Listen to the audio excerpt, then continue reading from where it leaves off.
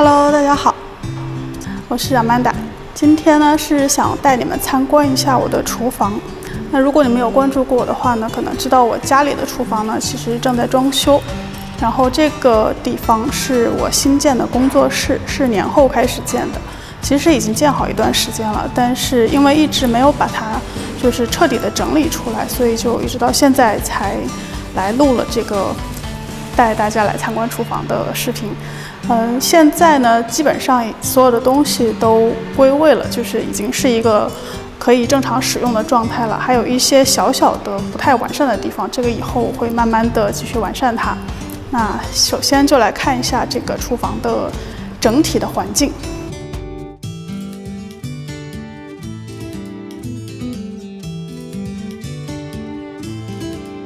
首先呢，大家可以看到这里是窗户，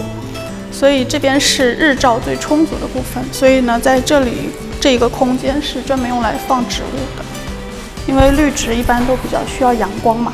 然后它的上面是一些这种吊柜，然后这边这个柜子呢，其实主要就是为了这一台电器设计的。那这个是松下的蒸烤箱，你可以看到它上面有很多的功能，有蒸汽、微波、烧烤，还有烘烤、发酵之类的，就是它是一台功能非常齐全的机器，所以就放在这个地方会很方便。然后这个下面有一个抽屉，这个抽屉是那种保温抽屉，就是它可以加热。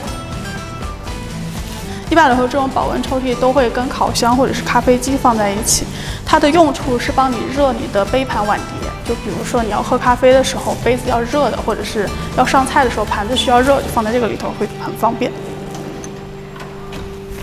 好，然后往这边来呢，就是开始是那种操作台的区域了。这个后面这一长条都是操作台。然后我自己的安排是这样的，就是这个砧板放在这边，这边是离水源最远的地方，就放砧板，因为砧板尽量不要靠水放。然后这个上面有挂钩，这挂的是2个我们自己出的铜锅，因为铜锅也是要放在比较干燥的位置，所以我会把它挂起来，是很方便的。然后这个上面的展示架呢，就放一些比较常用的调料和食材，像这些是大米啊、野米、盐，还有油盐酱醋，这些香料，还有茶、面粉什么的，就是这些地方放的都是比较常用的一些东西，所以呢，我也会特意把它们放在比较好看的容器里头吧，同时也是一个装饰。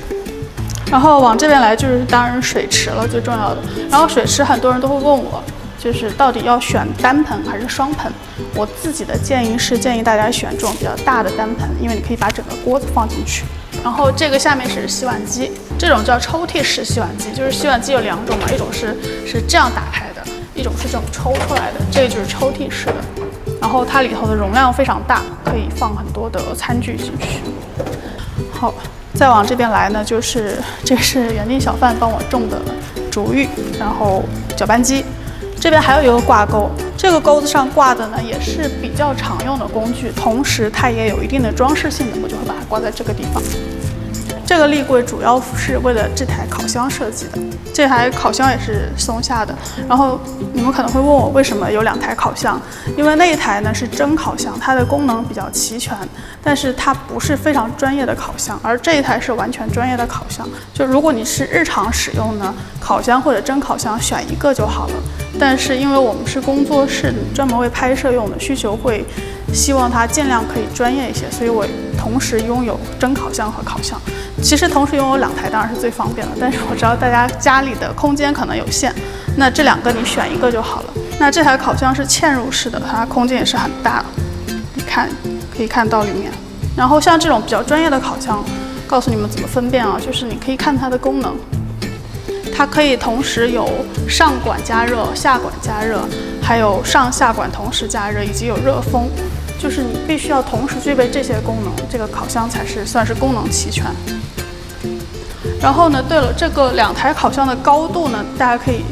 可能注意到，它的高度是正好我这个手站在这里，就一下就可以拉开的，就我不需要弯腰，也不需要去够上面。就是这个，大家在装的时候一定要按照你自己的身高去比划，就你的身高，你的手放在这里是最舒服的这个高度。把烤箱放在这儿之后呢，它的上下柜的这个高度都是可以调整的，而你要在装修之前就考虑到这个烤箱放在哪儿，你才可以去决定上下柜的高度。这个烤箱旁边也是最重要的点起来，就是冰箱。冰箱里头的这个空间和收纳是一个很复杂的话题，这个以后有机会我会再拍一集，今天就不说了。然后这个后面的这一排的橱柜就讲完了，接着就是往前走，前面就是这个主要的操作台。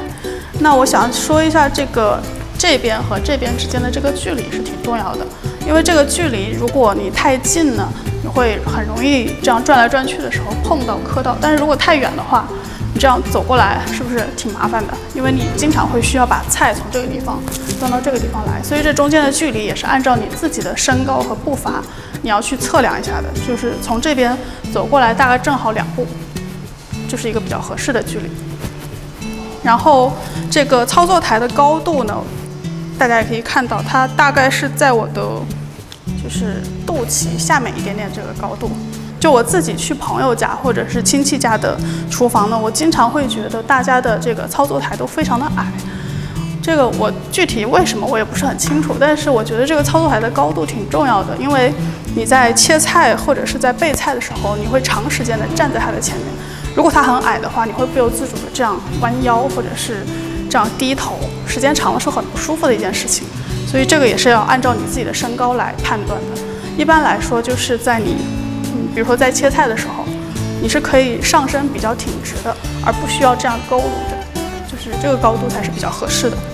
然后这边呢，因为是一个也是比较开放的，是一个相当于展示的空间，所以我会放一些比较有装饰功能，像这个青梅酒啊、果酒，还有咸柠檬，旁边会放2个小小的植物。然后这个空间呢，下面现在是空的，但是它其实应该有一个凳子在这儿，这个凳子现在还没买好，所以还没放。等它有了凳子之后呢，你就可以坐在这里，然后可以吃个早餐或者吃饭什么的，很方便。因为我们现在的这个工作室是建在一个不可以使用明火的地方，所以我会选择电磁炉。而且因为这个工作室不是我一个人使用，会有很多小伙伴跟我一起用，所以用电磁炉也会相对比较安全一些。然后它上面的这个油烟机，这个油烟机呢是唯一一个我没有正确安装的东西，因为一般来说油烟机应该安在大概这个高度，就是和你的视线相平齐的高度，它的效果是最好的。但是呢，因为我们这个厨房毕竟是要拍摄用的，所以呢，我会在油烟机的高度上做出一些妥协，就把它装得高一点，不要挡住这个视线和画面。但是我觉得它装高一点之后，其实没有什么太大的问题，就是因为我们日常拍摄的时候，也会使用它嘛。那我觉得稍微高一点，虽然它的效果没有那么好，就是不可能完全闻不到油烟味儿，但是也是完全够用的。就大家如果在家里装开放式厨房比较担心的话，其实我觉得就是没有必要太担心这一点。只要你的油烟机是装在正确的高度，一般来说不会有太大的问题。那我这里可以给出就是想要装修厨房的人一个最基本的建议，就是你一定要注意动线这件事情。所谓的动线就是这样的，就是假设我从这里走进这个厨房，那么呢，首先我会来到水池，在水池这个地方就清洗菜，清洗完了之后呢，就走到这个操作台这里。到这里之后，可以很容易的就打开抽屉，拿出我的刀。然后切好菜之后呢，在旁边这个灶台下面拿出我的调料，然后拿完之后就可以来开始炒菜了。这一条路线是非常的明确，并且是可以一步走到底的，中间不需要来回的穿梭。然后或者呢，如果是另一边，从冰箱这边，就是冰箱里头拿出食材，然后拿完之后可以在这个地方准备，或者是到水池里头来洗菜。洗完菜之后呢，这个菜可以放在旁边，可以不用管它，或者是依然拿到这个操作台这边来操作，就和刚才一样，